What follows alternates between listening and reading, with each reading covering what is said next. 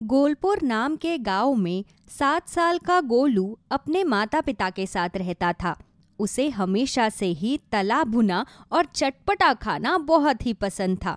इसलिए बाकी बच्चों के मुकाबले उसका वजन भी बहुत ज्यादा था। गांव में ही गोलू के पिताजी का अपना एक पालक का खेत था, जिस वजह से उसकी माँ अक्सर घर पर पालक बनाया करती थी। माँ, मैंने तुमसे कितनी बार कहा है कि ये पालक मुझे बिल्कुल भी पसंद नहीं है, फिर भी तुम हर दूसरे दिन घर पर पालक की सब्जी बना देती हो। मैं ये पालक की सब्जी नहीं खाऊंगा। तुम मेरे लिए आलू तलकर उसकी चाट बना दो। मैं तेरे लिए कुछ भी नहीं बनाऊंगी। अगर खाना खाना है तो यही खा। मैं जितनी बार भी पालक की सब्जी बनाती हूँ, तू कभी भी उसे नहीं खाता। जानता है पालक हमारे शरीर के लिए कितनी पौष्टिक होती है।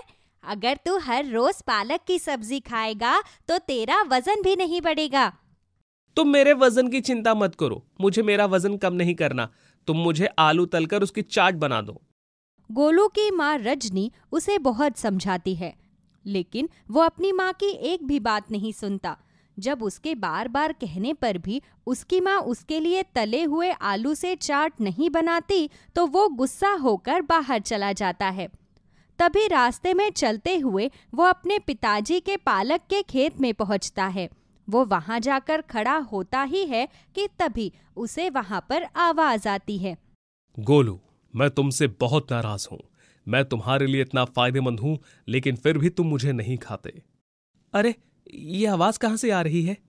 मैं तुम्हारे खेत का जादुई पालक तुमसे बात कर रहा हूं। इधर देखो। अरे, तुम किस तरह के पालक हो? तुम्हारे तो हाथ, पैर और आंखें भी हैं। हाँ, मैं कोई साधारण पालक नहीं बल्कि जादुई पालक हूं। लेकिन तुम मुझे खाना पसंद नहीं करते। तुम्हारी माँ तुम्हें हमेशा मेरे फायदे के बारे में बताती है, फिर भी तुम कभी मुझे छूते तक नहीं। हाँ, क्योंकि मुझे तुम्हारा स्वाद बिल्कुल भी पसंद नहीं है। मुझे तो सिर्फ चटपटा खाना पसंद है। अगर तुम्हारे अंदर कोई स्वाद ही नहीं है तो भला मैं तुम्हें क्यों खाऊं? मैं मानता हूं गोलू कि मैं बाकी सब्जियों जितना स्वादिष्ट नहीं हूं, लेकिन मेरे अंदर गुण बहुत सारे हैं। जब तक तुम मुझे खाओगे ही नहीं तो मेरे गुणों के बारे में तुम्हें कैसे पता चलेगा? देखो, मैं तुम्हारे गुणों के बारे में बिल्कुल नहीं जानना चाहता। मुझे पता है कि मेरी माँ ने ही तुम्हें मुझसे बात करने को कहा है, लेकिन मैं सब कुछ समझता हूँ। माँ को क्या लगता है, अगर वो तुम्हें मुझसे बात करने के लिए कहेंगी और मुझे कुछ और बनाकर नहीं देंगी, तो क्या मैं उस गंदी सी पालक की सब्जी को खा लूंगा? ऐसा तो ये गोलू बिल्कुल भी नहीं करेगा। मैं अभी सुरेश चाचा की दुकान पर जाता हूँ, वहां जाकर आलू की टिक्की खाऊंगा। नहीं गोलू, रुको, मेरी बात सुनो। गोलू जादुई पालक की कोई बात नहीं सुनता और मस्ती में चलता हुआ सुरेश चाट वाले की दुकान पर पहुंचता है। अरे आ गए गोलू बेटा, तुम्हारा इंतजार कर रहा था। मैंने जब से यहाँ अपना ठेला लगाना शुरू किया है, तब से एक दिन भी ऐसा नहीं गया जब तुम यहाँ पर कुछ खाने ना आए हो। बताओ, आज क्या खाना है तुम्हें? गोलगप्पे खिलाऊं या आलू की टिक्की, या तुम कहो तो तुम्हारे लिए दही वड़े भी बना दूं? अरे बस बस सुरेश काका, आपने तो एक साथ सारी चीजों का नाम लेकर मेरी भूख को और बढ़ा दिया। मेरे मुंह में तो पानी आ गया। आप पहले मुझे गोलगप्पे खिला दो, फिर मेरे लिए आलू की टिक्की बना देना। बस अभी बनाता हूँ बेटा। गोलू सुरेश के ठेले से मस्त 2-3 प्लेट गोलगप्पे खा लेता है। उसके बाद भी जब उसका मन नहीं भरता तो वो 1 प्लेट आलू टिक्की भी खाता है। सब कुछ खा पीकर वो अपने गुल्लक में जोड़े हुए पैसे सुरेश को देकर वहां से चला जाता है। वाह, आज तो गोलगप्पे खाने का मजा ही आ गया। आज तो गोलगप्पे का पानी बहुत ही स्वादिष्ट था। गोलगप्पे और टिक्की खाकर तो मेरा पेट इतना भर गया है कि अब मुझे घर जाकर रात का खाना भी नहीं खाना पड़ेगा, वरना मुझे वो गंदी सी पालक की सब्जी खानी पड़ती। गोलू अपने घर जाता है तो उसके आते ही उसकी माँ समझ जाती है कि वो जरूर बाहर से कुछ खाकर आया है। मुझे पता है तू आज फिर से बाहर जाकर कुछ खाकर आया है, लेकिन इसमें भी मेरी ही गलती है। मैंने ही तुझे हर रोज पैसे दे देकर सर पर चढ़ा रखा है। आज के बाद तुझे कोई पैसे नहीं मिलेंगे। अब से तू बाहर का कुछ भी नहीं खाएगा। घर में जो खाने को बनेगा अब से तू वही खाएगा। अच्छा, तो फिर आप घर में अच्छा अच्छा खाना बनाना शुरू करो। हर दूसरे दिन तो ये पालक बनाकर रख देती हो। जब आपको पता है मुझे बर्गर, पिज्जा, नूडल, आलू की टिक्की, दही वड़े, सैंडविच ये सब पसंद है, तो आप खाने में यही क्यों नहीं बनाती? बेटा, इस सारे खाने में बहुत तेल होता है, इसलिए ये हमारे लिए बिल्कुल अच्छा नहीं है। हम रोज रोज इसे नहीं खा सकते बेटा। वो मैं कुछ नहीं जानता। मैं खाऊंगा तो यही सब खाऊंगा, वरना कुछ नहीं खाऊंगा। गोलू मुंह बनाकर अपने कमरे में चला जाता है। अगले दिन उसकी माँ रसोई में उसके लिए खाने का डब्बा तैयार कर रही थी। तभी गोलू वहाँ पर आता है। आज तुम मेरे लिए लंच के लिए क्या बना रही हो माँ? तूने बोला था ना कि तुझे कुछ अच्छा खाना है, तो मैं तेरे लिए पराठे बना रही हूँ। अरे वाह, पराठे! तुम आलू के पराठे बना रही हो ना माँ? मुझे आलू के पराठे बहुत पसंद है। नहीं नहीं, आलू के नहीं, तेरे लिए पालक के पराठे बना रही हूँ। क्या? पराठे? वो भी पालक के? तुम्हें पता है मुझे पालक का स्वाद कितना गंदा लगता है। मैं इन पराठों को बिल्कुल भी नहीं खा पाऊंगा। मेरे लिए अभी आलू के पराठे बनाओ। देख, सुबह सुबह मेरा दिमाग खराब मत कर। एक तो इतनी मेहनत से मैंने ये पालक के पराठे बनाए, और तू क्या हर समय ये आलू आलू का राग अलापता रहता है। जब देखो तब आलू ही खाता रहता है। नहीं बनेंगे घर में कोई आलू आलू। आलू के पराठे के लिए गोलू जोर जोर से रोने लगता है और जमीन पर लेट जाता है। उसे इस तरह देखकर उसकी माँ को जबरदस्ती उसके लिए आलू के पराठे बनाने ही पड़ते हैं। गोलू स्कूल में लंच टाइम में अपना खाने का डब्बा खोलता है। गोलू, आज तू खाने में क्या लेकर आया है? मैं तो खाने में आलू के पराठे लेकर आया हूँ।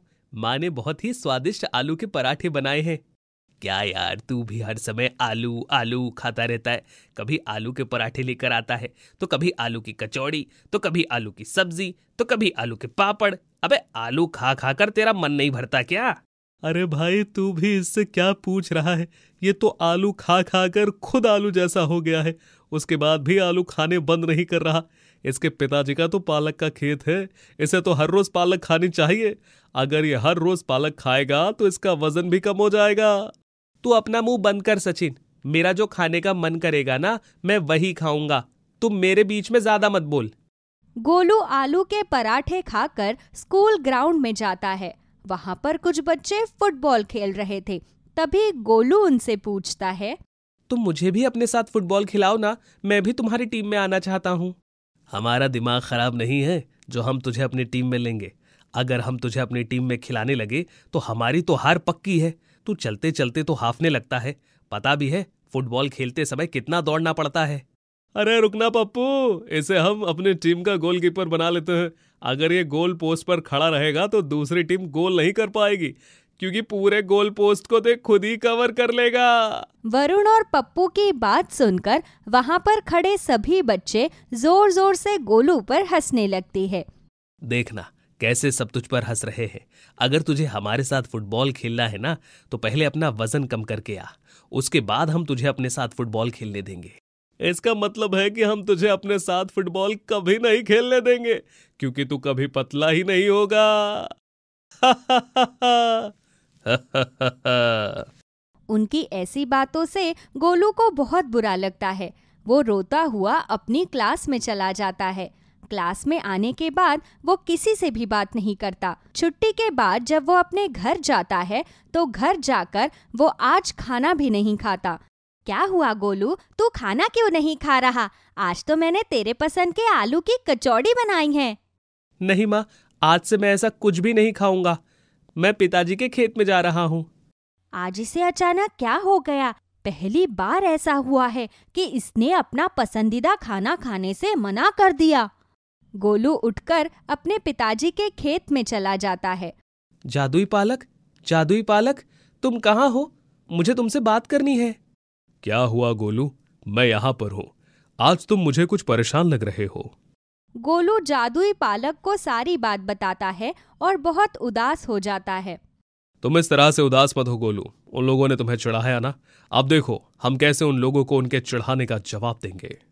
कैसे जादुई पालक? मैं तुम्हें जो करने को कहता हूं तुम बस वो करो। अगर तुम मेरी बात मानोगे तो मैं तुम्हें बिल्कुल चुस्त दुरुस्त कर दूंगा और तुम खेलने में उनसे भी ज्यादा फुर्तीले हो जाओगे। ठीक है जादुई पालक, तुम जो बोलोगे मैं वही करूंगा, लेकिन मुझे करना क्या है? तुम बस हर रोज मुझे खाना शुरू कर दो और साथ में हल्की फुल्की कसरत शुरू कर दो। उसके बाद तुम कुछ महीने में देखना कि तुम्हारे अंदर कितना बदलाव आ जाएगा। ठीक है जादुई पालक, अगर तुम कहते हो तो मैं ऐसा ही करूंगा, लेकिन मुझे मेरे साथ कसरत करने के लिए कोई और भी चाहिए, नहीं तो मैं बोर हो जाऊंगा। कोई बात नहीं गोलू, तुम उसकी चिंता बिल्कुल मत करो। मैं हूं ना, कसरत कराने में तुम्हारा साथ दूंगा, फिर तुम बिल्कुल भी बोर नहीं होगे। अब गोलू हर रोज तले भुने खाने को छोड़कर पालक खानी शुरू कर देता है। साथ ही वो जादुई पालक के साथ हर रोज कसरत करनी भी शुरू कर देता है। कुछ ही महीनों में वो पहले से भी बहुत ज्यादा चुस्त दुरुस्त होने लगता है। उसके स्कूल के बच्चे भी उसे इस तरह देखकर हैरान रह जाते हैं। अरे वाह गोलू, तुम तो बिल्कुल फिट हो गए। तुम्हें पता है आज फुटबॉल टीम का सिलेक्शन है, तुम्हें भी उसमें पार्टिसिपेट करना चाहिए। मुझे लगता है कि इस बार तुम ही कैप्टन बनोगे। गोलू फुटबॉल टीम के सिलेक्शन के लिए स्कूल में फुटबॉल मैच खेलता है, जिसमें वो सबसे अच्छा परफॉर्म करता है, जिस वजह से उनके स्पोर्ट्स टीचर गोलू को फुटबॉल टीम का कप्तान बना देते हैं। कुछ समय पहले जो बच्चे गोलू का मजाक उड़ा रहे थे, आज वो उसे देखते ही रह जाते हैं। गोलू ये सब देखकर बहुत खुश होता है। वो स्कूल की छुट्टी होते ही खेत में जादुई पालक के पास जाता है और उसे सारी बात बताता है। मैंने कहा था ना गोलू, अगर तुम हर रोज मुझे खाओगे और मेरी हर बात मानोगे तो कुछ ही महीनों में बिल्कुल तंदुरुस्त हो जाओगे। तो बच्चों, अगर आप भी मुझे नहीं खाते तो आज से ही खाना शुरू कर दो, क्योंकि मैं आप लोगों को बिल्कुल चुस्त दुरुस्त और एकदम फिट बना दूंगा। सूरज बहुत ही गरीब और नेकदिल इंसान था।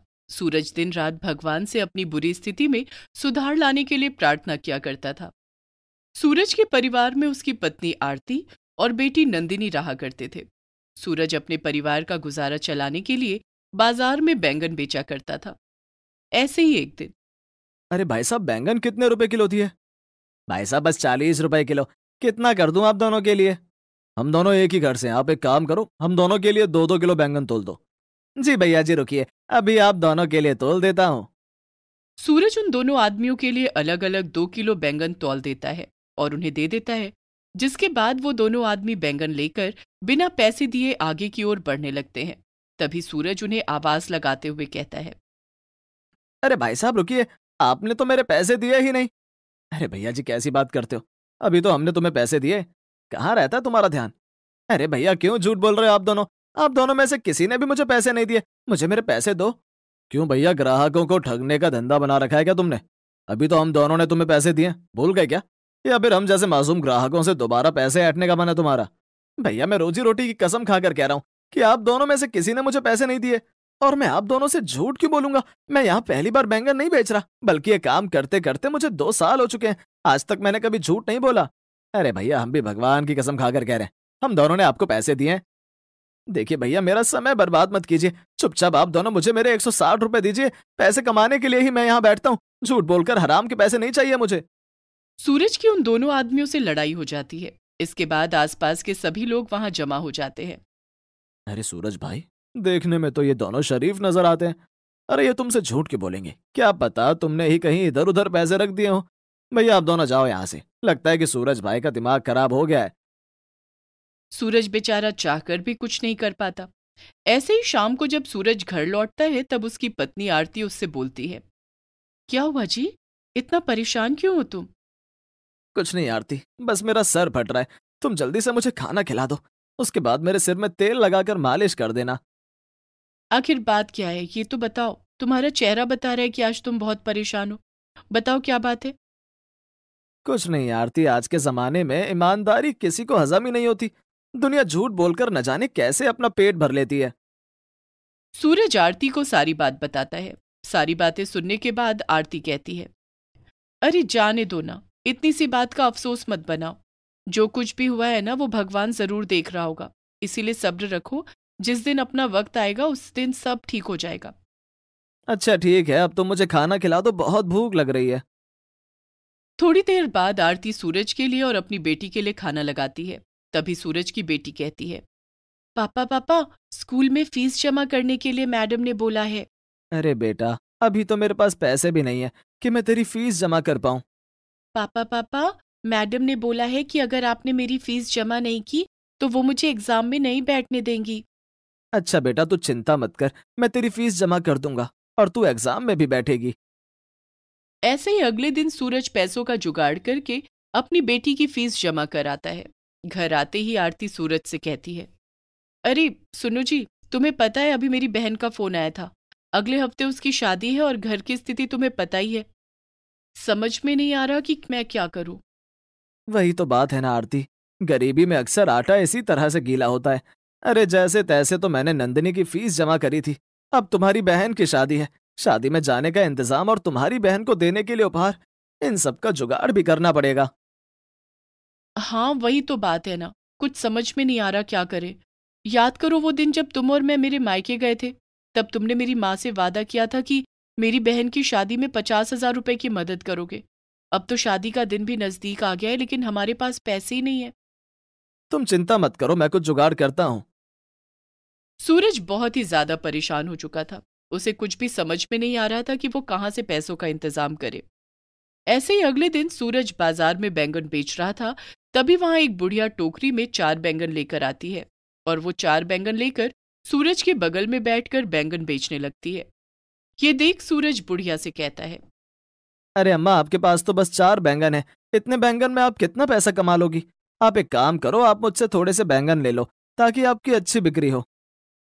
बेटा क्या तुम मुझे जानते हो?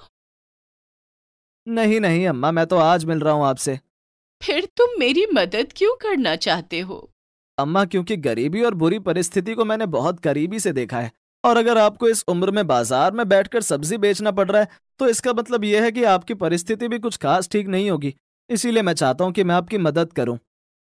अरे वाह, आज के जमाने में इतनी अच्छी सोच किसकी होती है बेटा।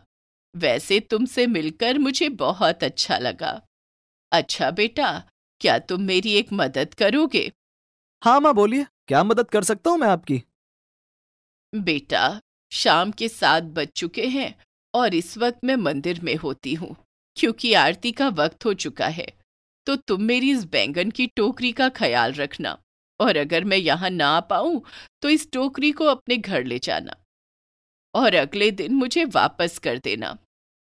अच्छा ठीक है अम्मा, आप समय से आ जाइएगा। ठीक है बेटा।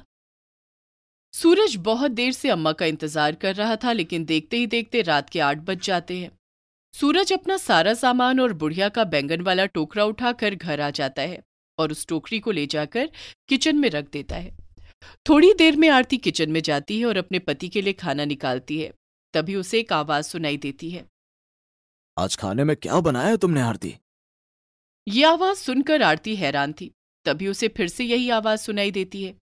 इसके बाद आरती अपनी रसोई को ऊपर से नीचे पूरी अच्छी तरह से निहारने लगती है। अरे अरे, यहाँ वहाँ क्या देखते हो भाई, मुझे देखो, मैं हूँ जादुई बैंगन। क्या? जादुई बैंगन? ये सब क्या है? मैं कोई सपना तो नहीं देख रही ना? नहीं नहीं, मैं एक जादुई बैंगन हूँ और मुझे यहाँ तुम्हारी मदद के लिए भेजा है। आरती को कुछ भी समझ में नहीं आ रहा था। तभी वहां सूरज आता है। सूरज भी बैंगन को बोलता हुआ देखकर हैरान हो जाता है। अरे ये क्या, ये तो जादुई बैंगन है। लगता है कि ये जादुई बैंगन उस बूढ़ी अम्मा का है। नहीं नहीं, मुझे यहाँ तुम्हारी मदद करने के लिए ही भेजा गया है। नहीं नहीं, तुम उस बूढ़ी अम्मा के जादुई बैंगन हो। मैं कल तुम्हें बूढ़ी अम्मा के पास ले जाऊंगा और उन्हें उनके बैंगन वापस कर दूंगा। नहीं नहीं, मुझे बूढ़ी अम्मा ने ही तुम्हारी मदद के लिए भेजा है। तो बताओ, मैं तुम्हारी क्या मदद कर सकता हूँ? मैं तुम्हारी सभी इच्छाओं को पूरा करूंगा। जल्दी से मुझे आज्ञा दो। आखिर ये सब क्या हो रहा है, मुझे तो कुछ भी समझ नहीं आ रहा।